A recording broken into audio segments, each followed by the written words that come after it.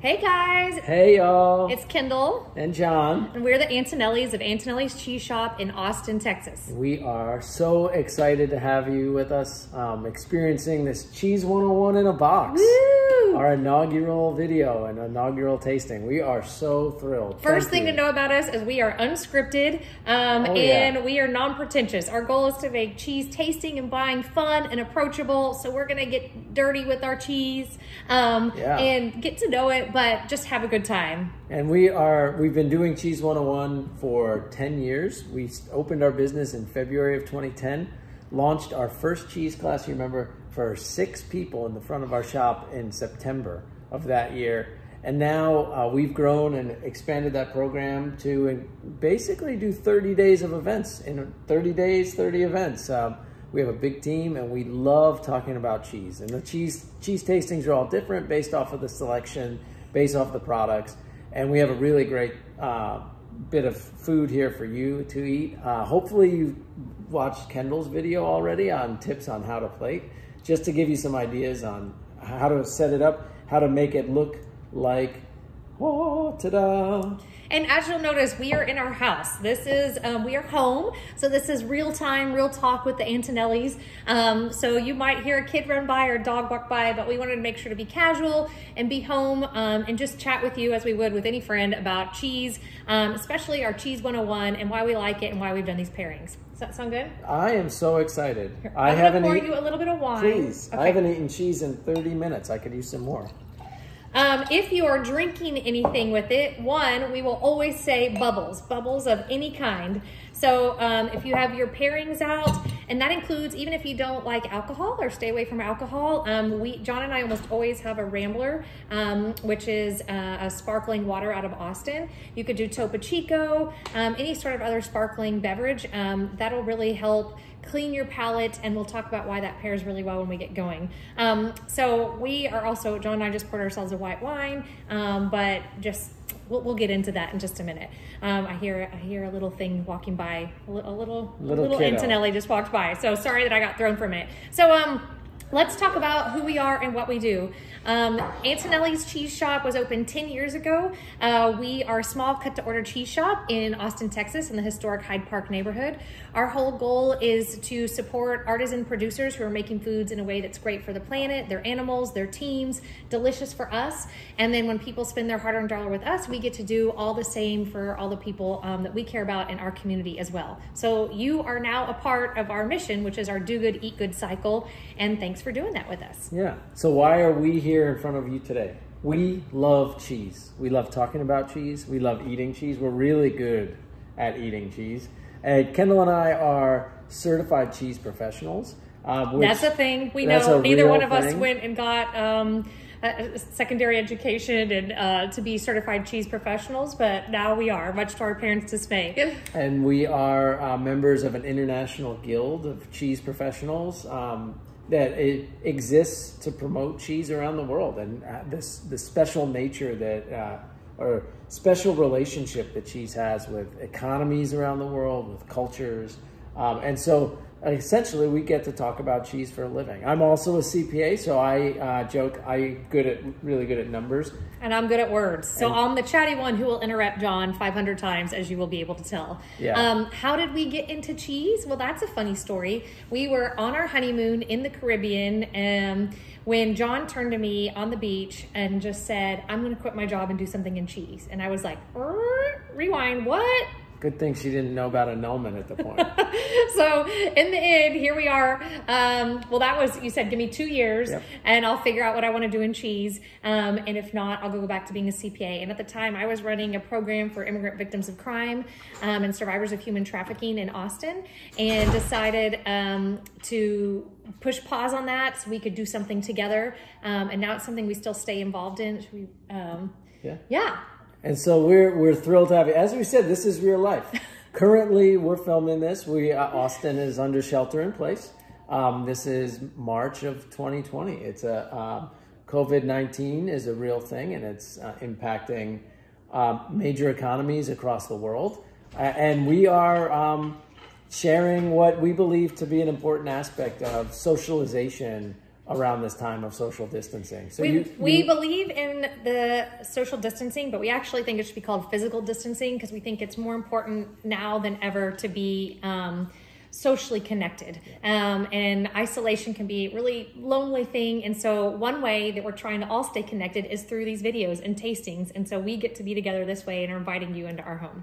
Yeah. I think we should get a cheese in us. I think so. I think y'all have been super patient. Again, this is just a really fun experience for us. Cheese 101 started from the idea that none of us, even when Kendall and I were starting, knew that much about cheese, and we wanted to learn more. And a couple days before we opened the shop, we sat down, the two of us, and we discussed what is the best way that we can communicate cheese to new customers. I mean, we were still novices. We were still just scratching the surface. And we came up with our 7 styles of cheese. And I think that's important because if you go into other shops around the country, if you go to grocery stores, you may find these cheeses categorized in many different ways. There's scientific methodology, there's milk types, there's regional classifications. But what we wanted was, if you walked into our shop, the easiest way to fall in love with cheese. And so we came up with these 7 styles. And we're gonna walk you through not just the style, but we're also going to then talk about the cheese, and then we've included pairings. So hopefully, again, you played it like Kendall's video recommended, so that the pairings are alongside the products. And so just to note, Cheese 101, the 7 styles of cheese, is our Antonelli's lingo speak of how we talk about it. But if you go to any time you can, visit your local cheese shop or support your local cheese shop and your cheesemongers, they will never steer you wrong and always will give you bites of everything to see what you like. So let's start out with our first one. Do you want to talk about the cheese today, or do you want to talk about the style? You know, as soon as I agree to that, I'm just going to break the rule and do whatever I want. We'll just unscripted, y'all. Unscripted. All right, so we're going to start at ideally 12 o'clock, and it's a big white poofy ball on your plate. So if you're not at, don't have it at 12 o'clock, put it there, and then we'll work around clockwise. A few house rules before we go into it. We always say to leave a little bit back of each one. And the reason why is your palate is going to change over the course of this tasting. After we get to some stronger flavor profiles, you might want to go back and try it. Plus, if you're drinking a couple different things, the first 3 generally go really well with a lighter style beer or a white wine. And then the last ones really, you could go more into reds or a heavier, darker beer. And cider, by the way, is also great with it. So just keep a little bit back each time. And then our other tidbit is many of you have done a wine tasting or beer tasting, and you go and you know that you're supposed to slowly assess it and enjoy it and really get to know that product. So it's like with a wine tasting, you often pour it, you swirl it, you smell it. We'll talk about the importance of smell in just a minute. You visually look at it, hold it up to the light, to a white background. When you sip it, you slurp it on your tongue, and that's to aerate it. And then when you swallow it, you see how long the finish is. And this whole time you're thinking about it, at least the first couple glasses, maybe not later on. Then people like go stab their cheese with a toothpick and pop it back. And so we want you to just mindfully eat your cheese just as you would drink that wine at a wine tasting, because so much labor went into making all these goods. And we want to tell you their stories and let you know why each and every bite is so important and special. Also, try to stick with us.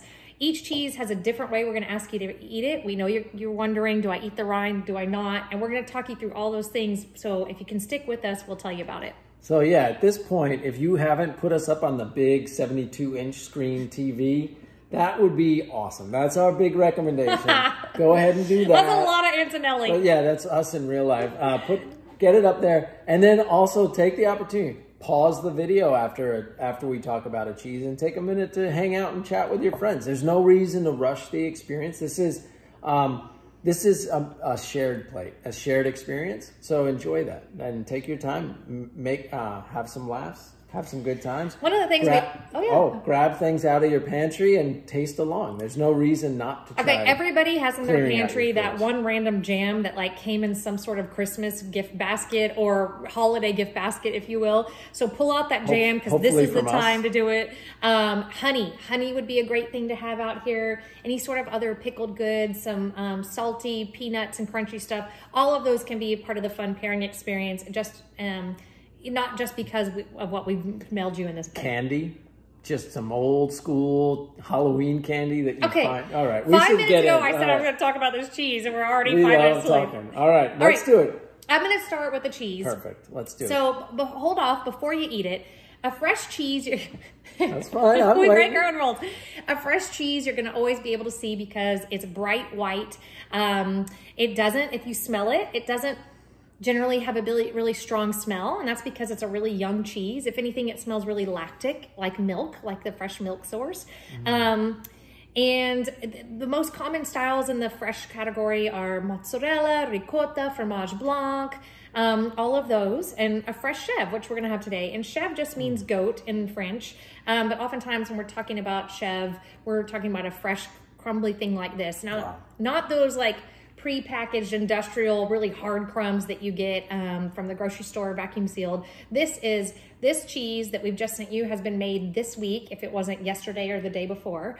And a fresh cheese really is at its height within that 7 days. It'll last longer. So yes, you can use it longer and use it in salads and cook it, but you really want to try it in that early stage to get the full expression of what that milk can be. And what you're trying to show in a fresh milk cheese is a really clean, delicious milk profile. I'm going to eat it while you talk about it. Wow, that bite was outstanding. There's this richness that the cheese itself was a little thicker than normal, which is quite amazing. It's got this really amazing mouthfeel. What I really liked, and if you noticed, when you started chewing on it, you swallowed, all of a sudden, this kind of dryness appeared on the side of your mouth and a rush of saliva. When you're drinking wine, they call that dryness. That's what they call it. So goat's milk, because of the acidity, can sometimes do that. And that was really pleasant on this particular batch of this cheese. This is young in terms of the season. The goats have just been born out at Pure Luck Farm and Dairy here in Austin, Texas. Amelia and Ben manage the farm. Amelia is one of the best cheesemakers in the country. This is award-winning fresh chèvre, y'all. It's one of the hardest categories to win awards because so many people start goat's milk dairies, and this is the first cheese they make. And so it's a pretty big category to win awards in, but she's won blue ribbons before. She is outstanding. The family has run this farm and dairy for about 25 years. Yeah, I don't do math. You're the numbers guy. And they just continue to make exceptional cheeses. So we just wanted to share this with you, especially those folks out of town. You can often go to your local farmer's market and you'll probably find a fresh chèvre and do that and support them. And that would be a fantastic way as well. Our first, well, I guess we've already been doing lessons. Fresh cheese, goat's milk. So this is our, we're following along on our menu. So you should have this menu and follow along as well. And we'll go down this way. But goat's milk cheese, especially young, is known for being really minerally, grassy, tangy, sometimes a little bit citrus peel or that acidity that you think of when you think of citrus fruits. So all of those are going to be present in a goat's milk cheese. The other thing that is really important to talk about with this cheese is what affects flavor. So some main things that affect flavor are the species of animal. Is it cow, goat, sheep, water buffalo, yak, camel, horse? Sure, absolutely. So what's the species? Number two, what's the breed? So yes, the breed matters. Amelia at Pure Luck Farm and Dairy uses Alpine and Nubian goats and recently introduced Saanen goats as well. So the Nubian goats have the big like Dumbo ears that flop that are so cute when they're running. So beautiful. The Alpine goats, think like the Swiss Alps, their ears stick straight up. And they each make for a different flavor profile. Also the breeds have different personalities, different milk compositions. And so how a cheesemaker uses mixed breeds or creates their herd is one of the ways that they can affect the flavor of their cheeses. It becomes sort of like intellectual property. Nobody could therefore copycat what they're doing because the breeds have been selected. And yeah, so species, breed, and then seasonality. And the reason seasonality is important are two things. Where are the animals at in their lactation cycle? So John just talked about all of the goats, mama goats are right now having babies. So this is the first milk of the season. That milk is produced differently than later in the season. So that is one thing. And then also, what are the goats eating at this time? Are they, if they're out grazing, then there's very different grasses right now in spring in Texas than there will be in summer, than there will be in fall. And so that will affect the flavor of their milk too. So species, breed, and seasonality are all the three main things that affect the way a cheese tastes. Okay. Awesome. You didn't know we're going to talk that long about one cheese, right? And we put a pairing with this. Yeah, so this is a pepperdew pepper. It's from South Africa. It's actually was only identified about 30 years ago as an edible fruit. I think that's so cool. Yeah. That they're still discovering new fruits and new foods that we can eat. So this was South Africa, and the gentleman that discovered it decided that the best way, he was experimenting with pickling. So this was pickled in a simple syrup and vinegar brine. And as Kendall just showed you, one of our all-time favorite bites of food is to stick some of the chev inside here. If you happen to have prosciutto around the house and you wanted to wrap this with prosciutto as well, it's a really good thing. You have some extra, I would encourage you to experiment with it, cook with it. And some of that brine, because of the simple syrup in it, some of our tea mongers have used it for cocktails in the past. So it's a really versatile product. It's beautiful on a cheese board. You might be wondering, oh yeah, you guys, this is gonna be too spicy. Generally speaking, peppadews are not that spicy. They're more sweet than spicy. For some reason, this last batch we've gotten is a little bit more kick to it. It has more seeds. Yeah, you can, but it's not going to burn your mouth. So you can definitely try a little bite and then see if it works for you. Yeah, just avoid the seeds if you don't like spice. You can take them out. The spice comes through the seeds. And what we look for in pairings is flavors that complement each other and really work well together, or that they contrast really well. So with this, the reason we put the peppadew, pickled peppadew with the fresh chev is marrying that acid and acid flavor profile. So that instead of being super aggressive on your palate, they actually kind of mellow each other out. And I thought the peppadew really brought out the creaminess of this cheese. And then also, again, pairing it with a white wine, a nice dry acidic white wine. Yeah. If you are, that ended up mellowing it all out together as opposed to being like super spicy, fiery on your palate. Yeah. We should put an asterisk in here about the way we taste. You may be saying, Kendall and John, I don't taste anything that you just tasted. You're saying creamy and peppery, and my palate didn't taste any of that. Can you talk about that? Yeah, I'd love to. And if you get the I'll drink while you do it. If you get the tasting wheel handy, that would be great. I have to work? Yeah, just a little bit. No big deal. So basically, we use all five senses when we're experiencing cheese. Salty, we have our mouth, which picks up salty, sweet, sour, bitter, and umami, those five sort of sensations, and the texture, the mouthfeel. We have our olfactory, which is where a lot of our taste memories exist, and in our olfactory is where we get flavor. And so when you combine, so we have taste on our tongue, aroma in our nose, and when you combine the two, tasting and aroma, your brain puts together flavors. And that's what Kendall and I are typically talking about when we're describing that first bite of summer peach that we just tasted, or rolling down a hill of time when I was a kid. Those are the experiences that are happening more in the olfactory and with the taste combination. Definitely use your fingers as you go through the process. Touch can give you a lot of clues about what you're about to experience and taste. Look at it. We'll kind of walk you through some of the major signs that you can look at for deciding what the cheese might taste like. So when you are shopping in a grocery store, you can pick out the white one versus the orange one and know what the difference would be. And then lastly, listen. There's definitely some experiences here that require that sound, that bite, that crunch. And squeaky cheese curds are not squeaky cheese curds if they don't squeak. Yeah. So do you want to? Yeah. So if you got this in the mail, and that sensory guide is up here in the corner, so you can take a moment to look at that. And then there's also this cheese tasting wheel, which we borrowed with permission from our friend Pat Plowski, and just going over taste plus aroma equals flavor, and many of the common flavor descriptors and aromas that you might sense in cheese. The other part that I think is pretty cool about this is the old school science used to say that we all had a taste map on our tongue, and everybody tasted sweet on the sides and salty up front and bitter in the back. And it may not be that way. I always forget which way it is, but that we all have certain taste buds in a certain area. The new science is showing actually that that's not true, and that every palate, like a fingerprint, is unique unto itself. So I may taste things all differently over my palate than you do. Then again, the power of suggestion is a fun thing, and you're wanting to learn, and we want to tell you about some things that we taste, but you could be tasting something completely different, which is why it's fun to pick and choose your own adventure as well. Yeah. All right. Let's go to cheese all of that number in two. cheese number one. You can pause now, and if you want to talk about it, or we'll keep going. Shall we?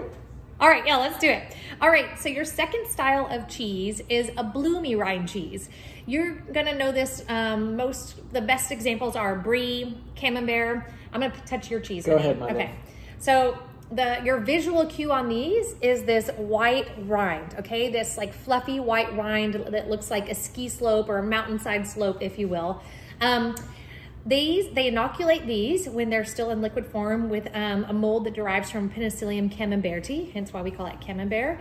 And this mold grows around the outside and it grows up in little cotton balls, and they pick it off and pat it down to make this ideally thin skin all the way around.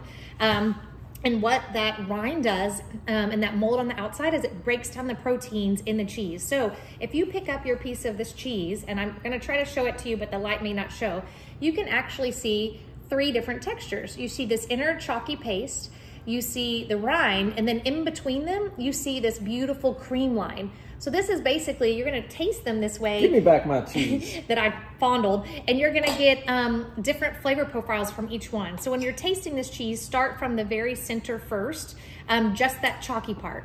Then try to taste a little bit of just the cream line, and then the rind, and then put them all together. So you're getting basically 3 cheeses in one. Yeah, this has a very yogurty flavor profile in the core. So it should taste like the milk source still. It should taste close to a fresh cheese, but clearly there's been some mold activity, so it's gonna taste a little bit different.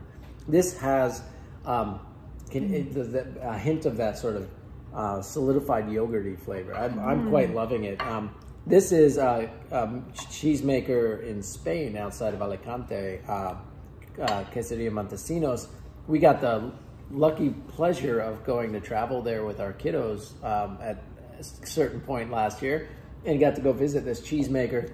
This is one of the coolest cheese making processes I've seen. It's kind of intellectual property. They've come up with a new way of kind of creating this boucheron style cheese, which is classic log shape.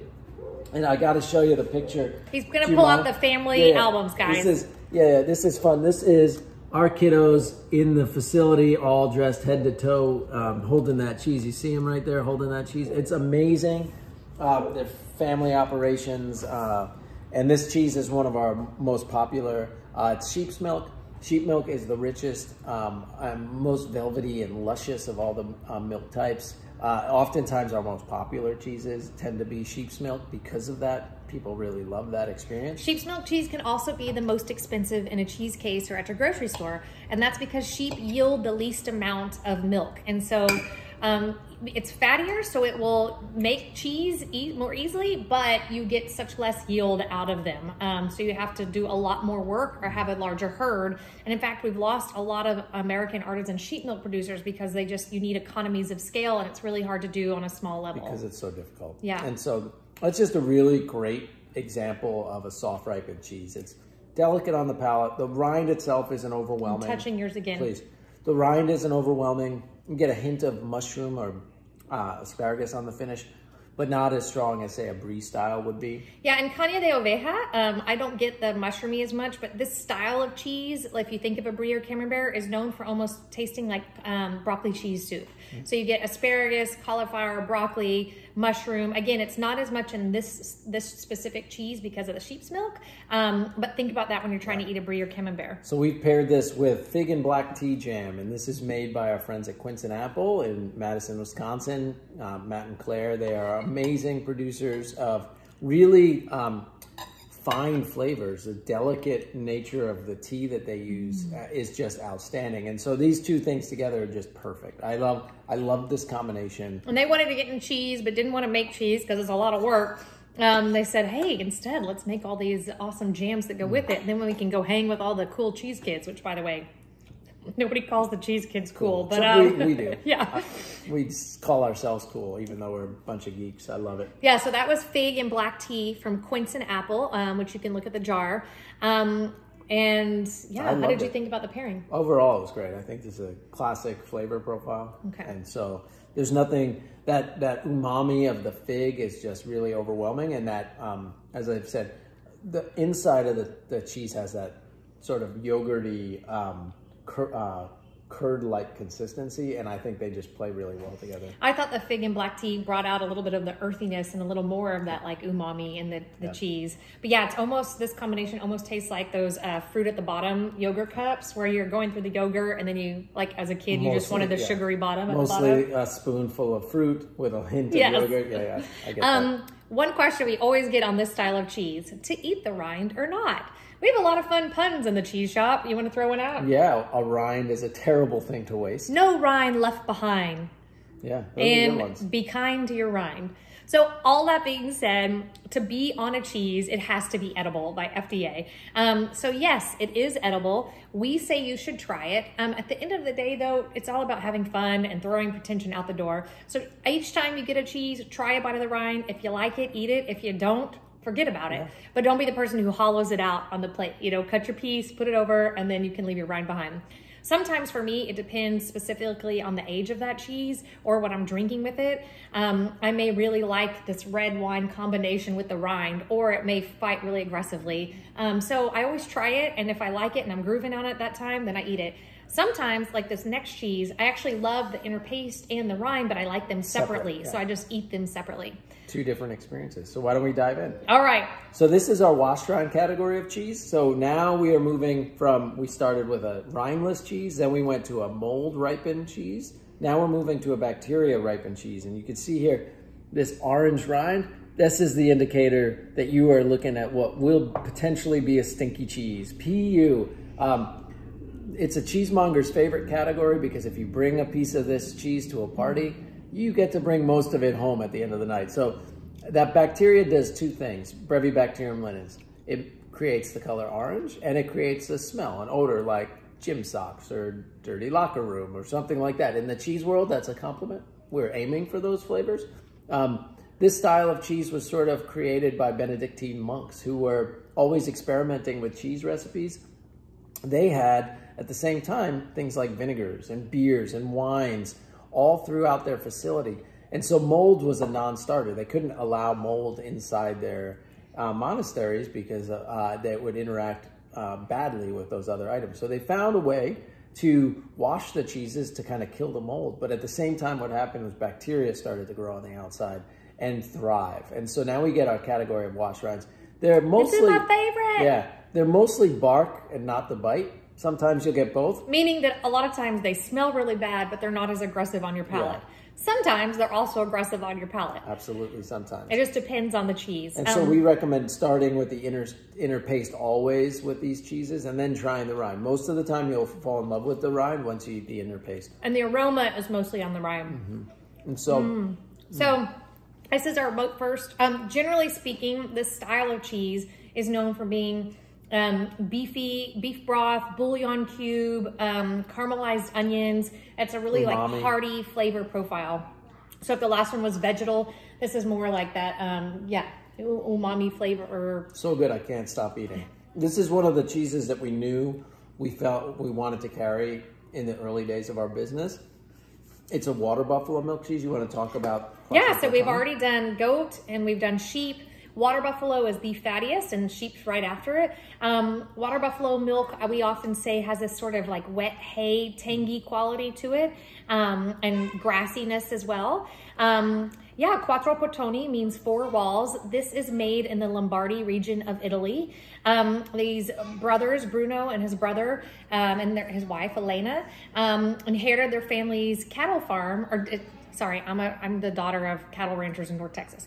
They inherited their family's dairy cows, different from cattle, dairy cows, and then decided though that they wanted to differentiate and do something different. So they cleared out the dairy cows and actually brought in herds of water buffalo and started making these traditional cheeses in this area in the Lombardy region, but with water buffalo milk. So Quadrella di Bufala is actually a Taleggio. If you've ever had Taleggio, it's Taleggio, but made with water buffalo milk instead of cow's milk. Here's another family picture. This is our daughter in front of the water buffalo. This is Bruno, the cheesemaker, here with our daughter when she was so little. Those are some big animals. And those are some babies, the calves there. And then we've got a picture of them in the facility. Again, these cheesemakers basically consider us family, which we are so blessed. Yeah. We are so blessed. And this cheese is tasting outstanding today. This is a flavor profile of Taleggio. So Taleggio is a classic Lombardy cheese in the northern part of Italy. Were you not listening when I did that part? Oh, I guess I was thinking about the next cheese. I don't know what I was doing. I was just so excited to be here today. So we did talk a little bit about Taleggio. yeah, Yeah, I looked at the book. I saw those cute kids, and I got thrown for a loop. So okay. anyway, it's my favorite style of cheeses. These and the next ones are the best for melting, like in a mac and cheese or something like that. If you want to make add a little funk into it. Yes, you can eat the rind. I would do it separately. And you're ready to talk about the pairing? Yeah, can I? Yeah, I'm gonna eat the rind. So this is Chorizo Rioja from Olympia Provisions in Oregon. These folks have been making ridiculous salamis for, I would say, at least a decade. And they not only make salamis, they also have restaurants and make sausages and all those types of things. We're a great partner with them. We sell a handful of their dry cured salami, some of their cured meats. Eli is just a great producer and operator along with his sister. And so with the chorizo, you're going to get some of this really nice paprika flavor, some warmth on the palate. It's not a spicy salami, it's a spiced salami. So it's made in the style of a Spanish salami, chorizo, which is flavored with pimenton. Yeah. And so we like to put that meaty flavor profile cheese with the meat. Vegetarians out there, I'm a recovering vegetarian myself. Don't eat that one, more for the other person around you. And you may have noticed if you were plating, the casing had a lot of greens and white mold on it. That's sort of their signature. That's what they're aiming for. That mold is their baby. And they've been cultivating that mold since they started. And that's what they give credit to giving the flavor profile here in these salamis. It's pretty awesome. So we did a fresh, and then we did 2 surface ripened cheeses. So one we were trying to grow a bloomy rind. The other one we were trying to grow that bacteria rind, which also still has mold and stuff present on it. But both of those, the way the environment we grew on the outside, it influenced the cheese that it grew up to be, which is why they're called surface ripened. So by the way, again, John is the science buff and he describes everything in a scientific way, and I do it in these roundabout layman storytelling terms. Awesome. I am doing great. I didn't say I wasn't doing great. I just was saying that's why those 2 are called surface ripened cheeses, but 2 very distinct categories. Now we move into semi-soft, firm, and hard. And a lot of this has to do with the age of the cheese, and then how the cheese is made as well, and we'll talk about that. Semi-soft is gonna be ideal, your best cheese for melting. So putting it in mac and cheese, on a grilled cheese, anything else. The reason why is semi-soft still has a lot of moisture in it, which means it can melt. Yeah, and so this is Osorati. You pick it up, it's very flexible, it's bendable, it's pliable. You'll notice that, even at room temperature. You might notice... overdriven cheese. If you've had your cheese out for a little while, you might actually see that this is a little weeping. There's some moisture on the surface, and that's the butter fat is escaping, and it's just ready to be eaten and enjoyed. So lick that up. Don't let that butter fat go away. And especially because it's a sheep's milk cheese. Yeah. And so this is Osorati. It comes from the southwestern part of France. This is one of the 2 cheeses that made me fall in love with cheese originally. It was the first cheese we knew we were going to carry in our shop. And so the reason for that is it's very significant for the culture around there. This is an Aoc cheese. It's a name control cheese. So like champagne can only be made in a certain region of France in a certain methodology with certain types of grapes. This cheese can be only made in a certain region with certain type of milk in a certain way, shape, form, etc., etc. And it just is tasty. It's been one of our shop's most popular. This is made by Onatic. We got to go visit them with our kids again this last year. And one of our goals is to visit every producer that we work with so that we can have that face to put with the name and say, be able to tell their stories. We're good at 3 things: storytelling, smiling, And service. And so these are the things that we're really focused on. So those trips allow us to be better storytellers. It also allows us to make sure that we're living true to our do good, eat good mission. People can throw around a lot of buzzwords these days about what's artisanal or not, but if we can see it handmade and how they're treating their animals and what they're doing, then we can speak more honestly about it and not just what we get offline. So sheep's milk cheese, we already did the younger sheep's milk cheese. And we talked about how it was rich and that decadence. You still definitely get that in the Osorati, but you also get the nuttiness. So sheep's milk, when it ages out, if you've ever had an aged pecorino just means little sheep in Italian, but people love those cheeses because you're getting that nuttiness that's starting to come out, and you're getting that in this cheese. This is my pro tip secret, which I think you can find almost anywhere in the US, maybe not super rural areas, but I like this because it has the texture of what you would think of as like a grocery store bought cheddar, because it still has that semi-soft texture. So if you bring it to a party, people who don't like fancy cheese are gonna like it, and people who like fancy cheese are gonna like it because they won't have necessarily been exposed to it or know what it is. So this is just an all-around crowd pleaser that I love, and my family is obsessed with as well. And we paired it today with chocolate from Askinosie Chocolate in Missouri. Sean Askinosie and his daughter Lauren are some of the premier chocolate makers in the world. They are on a mission to make great chocolate, share the profits with the people that actually make the chocolate, meaning the cocoa farmers, the women and men that own the plantations all around the world. And they just make a really high quality, very flavorful product. And so we put these things together. And the experience that I got is sort of if you've had a Mexican hot chocolate without the cayenne added to it, it's sort of a thicker sort of mouthful of the bitter chocolate notes. And that's what I got. It was really well-rounded. There was no sharp edges on that pairing. And I really like that about it. I'm just noting, I'm like, who plated your cheese plate? I forgot to plate it on your cheese. Now like, they why are know you touching too. my plate? I am an open book. Yeah. I don't try to hide any of my faults. This is also where if you want us to move into some red wines, this would be great with a red wine. Typically, it's kind of a misnomer that, that's a wrong use of that word, but a myth that you should drink your big red wine and eat cheese with it. Those are actually the hardest to pair. So with a big, bold red wine, you want to taste all that nuance of the age and of the barrel and what comes to be in that wine. And cheese is really fatty and palate coating, and so it's really hard to taste all that nuance. So with that, I would say that a perfect match can be made. However, if you have that amazing, beautiful red you've been sitting on a long time and you wonder what to eat with it, I'd say just drink it. Enjoy every sip of it and don't put anything with it. But you should have it how you want. That being said, red wines, I would go with a little less tannin, a little more fruit forward. They'll still really work well with a lot of cheeses. And sheep's milk cheese, though, if you're gonna do one, it can stand up to the most tannin of any, right? Perfect. All right. So moving into our next. This rind, I'm sorry. This rind is a natural rind. This is what just ambient molds and spores look like in the caves that grow on it. This is my favorite rind to eat, or one of my favorite rinds to eat, especially with those red wines, or if you're drinking, like moving into like sort of like I don't know, an IPA. It'll bring out that woodsiness, that natural flavor. You guys would call it, what's the euphemism? Soil. We call it dirt. Brings out like a good dirt flavor. But anyway, that's a fun one to taste with it. Okay. Great. Next style. So now we're moving into a firm. So when you pick this up to bend it, should snap. There it goes. Perfect. What the cheesemaker is doing, they're utilizing some different techniques to remove the moisture from the curd before they even form the cheese. And what that moisture is the enemy of aging. So what Kendall said, the semi-soft has a lot of moisture, which is makes it great for melting. These firm cheeses and even the hard cheeses, which we'll talk about here at the same time.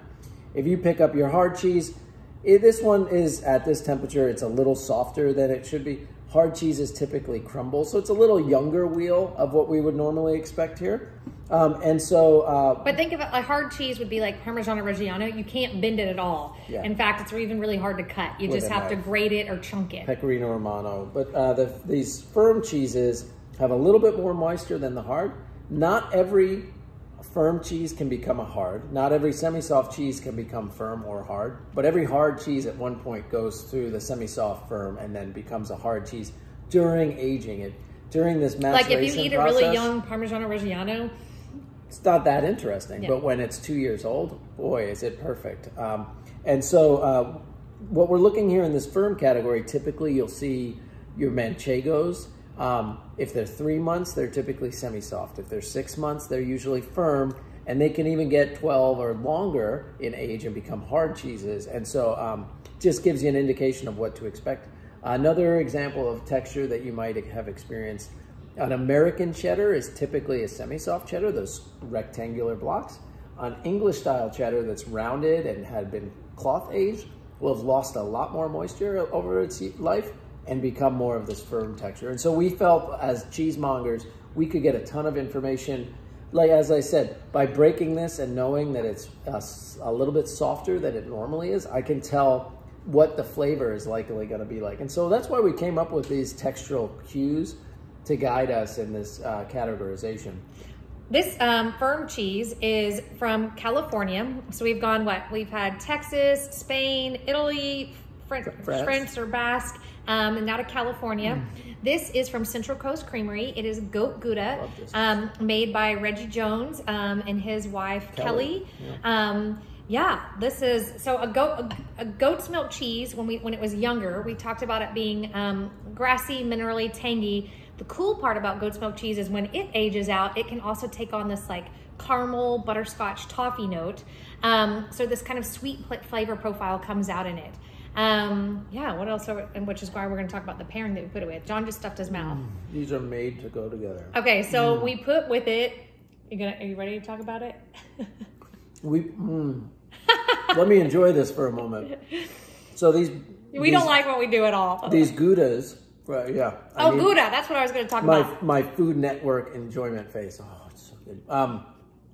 This is Goudas. When you're making a Gouda, one of the aspects of that is taking the whey off the top of the curd, and you're basically removing sugar from giving access to sugar to the bacteria, so they can't make as much acid. So it kind of presents more sweet on your palate, like Kendall said, butterscotch, toffee. So we just went all in and paired it with burnt caramel, classic salted, little nugget of joy here from Helly Mays. Finger licking good. Oh, it's so good. I'm sorry, I kind of lost my words and my mind after eating that pairing. I often get asked, okay, how do I eat the pairing, Kendall? Do I like put them both in my mouth at the same time, one or then the other? I say, again, throw out the rule book there, do it how you want. It depends on what it is. If it's a jam on a cheese, that's really easy to eat together. Sometimes it's really hard to put the two things together. And so I feel like it's okay to eat the cheese and you're gonna remember it and it's gonna linger on your palate, and then eat the thing that's paired with it. So me, texturally, I would do these side by side, but you just saw John pop both of them at the same time. I did them both and that was kind of fun. It was really fun. Just might get stuck in your teeth, but so that's a fun combo. Yeah. So anyway, that's really exciting that it's just a really great cheese. On the outside of it, this black, this is paraffin wax. You can peel it off. Yeah. And not eat it. It's edible, but it tastes like wax and it looks like wax. Yeah. So technically don't eat the wax cheeses. So our next cheese that we've got, this is moving, as I talked about, hard cheeses. So there's a couple things that cheesemakers can do to remove moisture from the cheese. So they can, when the curd is in the vat, they can cut it up, cut the curd in the little squares. So say for this fresh chev, the curds are gonna be in about that big, maybe. And as it moves in this rotation all the way to these hard cheeses, the smaller they cut it, so maybe to a right-sized kernel, the more surface area exists within the cheese-making vat, which means more moisture will be released from the curd. So the cheesemaker may take that approach. They might apply heat, which then constricts the curd and pushes the whey out. They can press it. So once it's in a cheese form, they can apply pressure and that'll squeeze the water out. Or they can apply salt in many different ways. So those are some of the tactics that they'll use. As I said, this one... Because if you know you're going to age it out, you want to get that moisture out somehow so that it's not rotting. Yeah. Yeah. And then the important thing about salt is added for a number of reasons. One, it's added for flavor. Two, it controls the pH and doesn't allow bacteria and things that you don't want to grow there. And then three, I forgot. I shouldn't have had any wine. Well, wine is good. I'll think about it in a minute. Yeah. Yeah. It's a controlling tactic, right? So you either apply it inside the curd on the outside of the curd. Cheddars, they apply it in the vat. Oh, it helps with rind formation. Thank you. I knew it was coming. So like this one hasn't had anything applied to the outside. It's not a wax rind. But this is what the rind looked like just as salt was being rubbed on it and aged and that kind of thing. So adds flavor, helps in rind formation, and helps control bacterial activity. Yeah. And so I knew what I was talking about somewhere. This is Dalmatinac. It's from Croatia. So this is one of 2 Croatian cheeses. Paški Sirana is the producer. It's won many awards for their other cheese, Paški Sir, which is 100% sheep's milk. So the Isle of Pag is right off the coast of Croatia.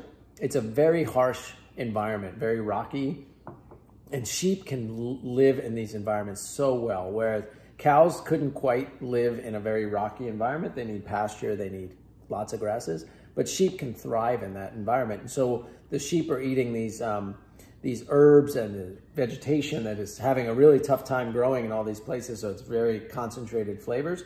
Dalmatinac is their next cheese. It's 90% cow's milk, which they bring in from the mainland, and then 10% sheep's milk from the Isle of Pag. It's just a really classic flavor profile. It's got a really nice, fairly high salt content on this particular wheel. It's got nice curd structure when you kind of break it apart. You're going to get the grass notes coming through, maybe a hint of lanolin from that bit of sheep's milk from the Pag sheep. I used to show sheep growing up. I know. Some of you are like, whoa, hick, I am. But I showed sheep in 4-H, and my mom still to this day, most of the time people love sheep smoked cheeses and come in and asking for them. And to this day, my mom still can't eat sheep smoked cheeses because she's like, it takes me right back to the sheep shows when there's that lanolin is all over everything and we couldn't get it off of our skin and everything. It's like a good hint of lemon in there.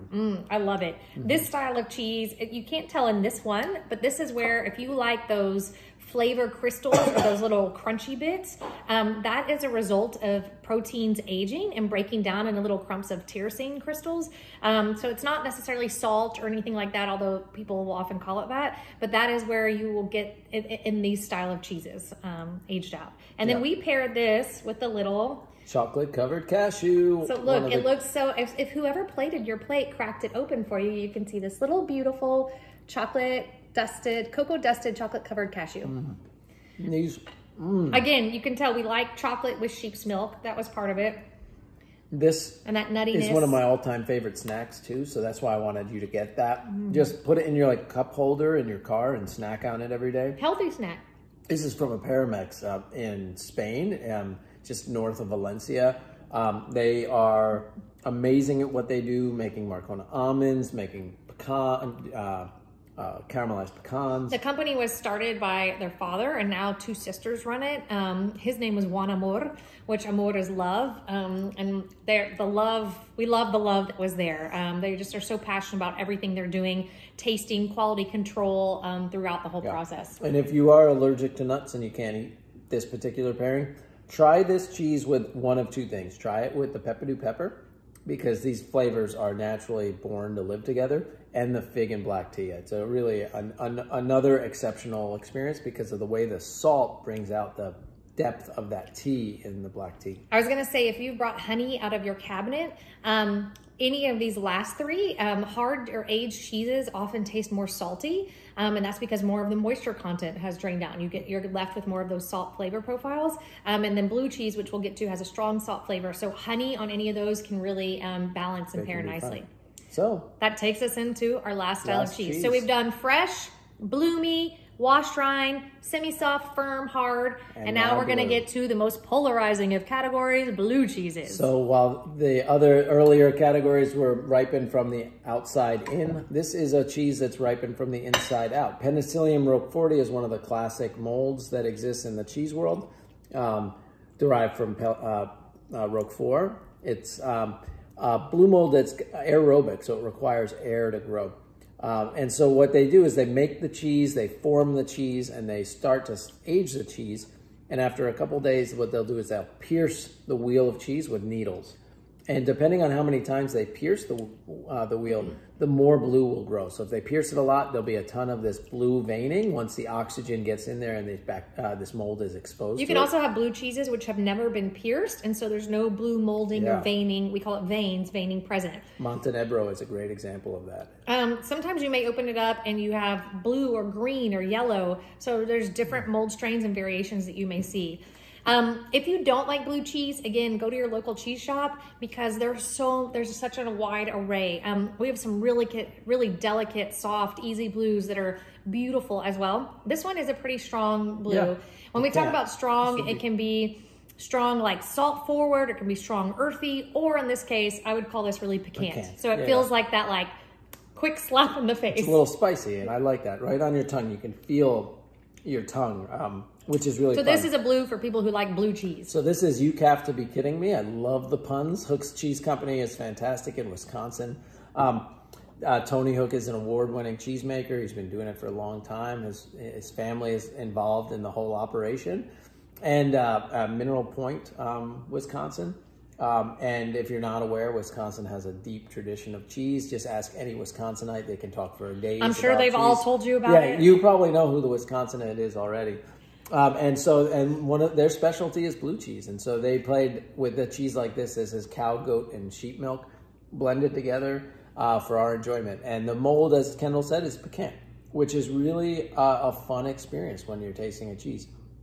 And a thing to note about cheese is every wheel is different. The blue cheese that you are tasting, it might be different from this piece that Kendall and I are tasting.